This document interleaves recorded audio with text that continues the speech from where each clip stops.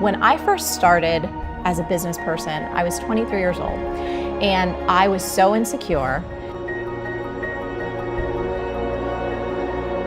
And I was trying to fit myself into this idea of who I thought I should be, and it wasn't working. So it wasn't until I actually allowed myself to just be the weird, wacky, energetic, kind of a little bit crazy person that I am that things actually started to work.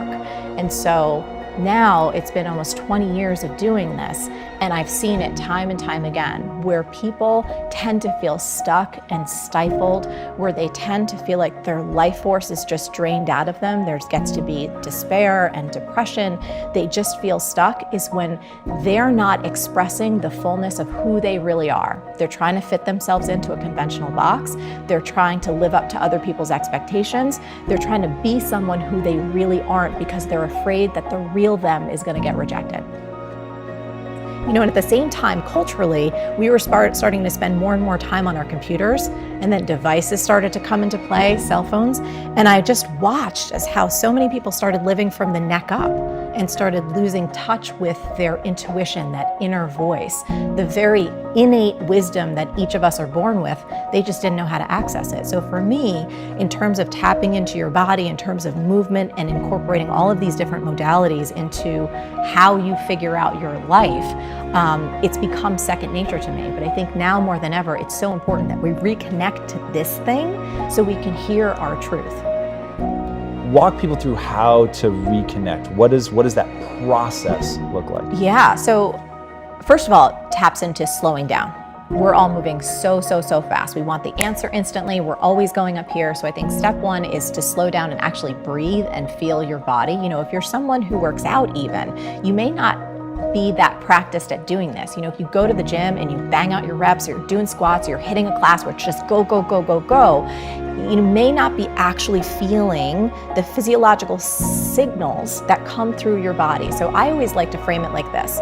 A lot of people ask me, what's the difference between fear and intuition? Like fear, a fear that you should actually move through. It's an opportunity for you to grow. It's something that you actually want to do, but you're just afraid of failing. Or what if it's your intuition telling you this is the wrong move? It's hard to decipher that sometimes.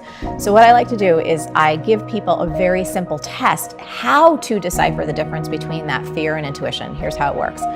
You have to slow down, you can close your eyes if you can, and ask yourself, in terms of the opportunity you're thinking about saying yes to, when you imagine yourself saying yes or moving forward with this idea or this person, in your body, in the nanosecond you ask the question, how do I feel about this? Do you feel yourself expand or contract?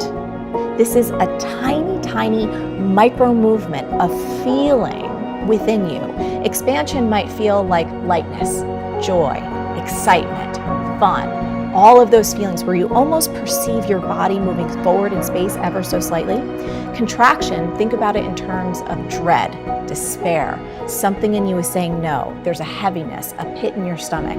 Even if that opportunity, even if that idea or that person that asked you something, on paper, it sounds like you should say yes, but something in you is like pulling back, that's your no.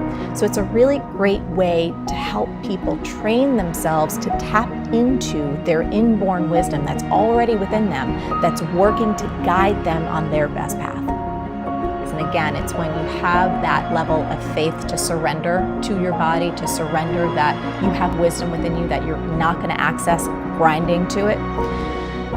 It unfurls almost like a flower blooms when it's ready. You know, if I ever feel like in any moment life is not going the way that I think it should be going, it's because I'm resisting what is. It's me arguing with reality. I'm making myself miserable in that moment because I'm choosing to argue with what is. That's always a losing proposition. So the more awareness I can bring to that and go like, is this really how you want to live your life in this moment, Marie? Because every single moment, as you know, sets you up for the next moment. And you string these moments together and guess what? You have your life. So every single moment is an opportunity for us to check ourselves before we wreck ourselves. And so I just try and play the game. If I'm miserable, if I'm upset, if I'm angry, if I'm cranky, it is my responsibility because it's based on what I'm thinking or believing in that moment. It's not the outside world causing me to feel this.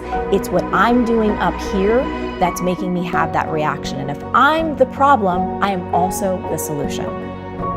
And then in the moment, again, it sounds so simple, but I think we're all searching for these really complex things and we don't need them. If you can catch yourself arguing with reality in the moment and realize that's not a wise thing to do, you can then back yourself up and go, okay, but the argument and the irritation is not necessary to get a new result. So I'm always focused on the long game. I think these days, a lot of people want Insta results. They want to be Instagram famous. They want to have like $1 billion business overnight. And I always say, I'm like, this is not a get rich quick overnight program. This is get great over time. For many people, when they have an enormous vision, it paralyzes them. They have no idea how to accomplish it. I see people cry in workshops all the time. It's so big, I don't know how to do it. I want to change the world. I'm like, don't worry about changing the world, change one person's life. If we can focus there, stay there for a little bit, we're gonna get to that thing. Maybe.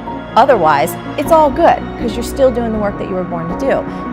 I've always had this belief since I was little that every single one of us is born with a unique set of gifts and talents that only we can give the world. So the impact that I want to have is I believe our world will transform significantly when every single one of us realizes that the world really does need the special gift that only we have. So to see people wake up to that, to know that it's already in them, they don't have to do anything or be anyone different to just express that, I think we'd go a long way. I absolutely love that.